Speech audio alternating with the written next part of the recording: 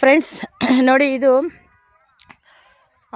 ಶಿವನ ಸಮುದ್ರದಿಂದ ಡ್ಯಾಮಿಂದ ಹರ್ಕೊಬರೋವಂಥ ನೀರು ನದಿ. ಇದು ನೋಡಿ, ಫುಲ್ಲು ಒಣಗೋಗಿದೆ, ಫುಲ್ಲು ಡ್ರೈ ಆಗಿದೆ, ನೀರೇ ಇಲ್ಲ,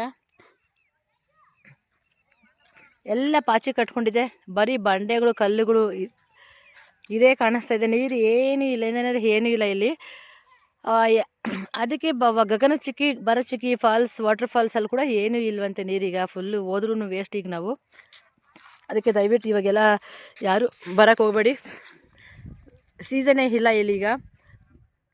ಬರೀ ಬಿಸಿಲು, ಫುಲ್ಲು ಬಿಸಿಲಿದೆ ಅಷ್ಟೇ, ನೋಡೋವಂಥದ್ದು ಇಲ್ಲಿ ಏನೂ ಇಲ್ಲ. ದೇವಸ್ಥಾನ ಇದೆ, ಮಾರಿಯಮ್ಮನ ದೇವಸ್ಥಾನ.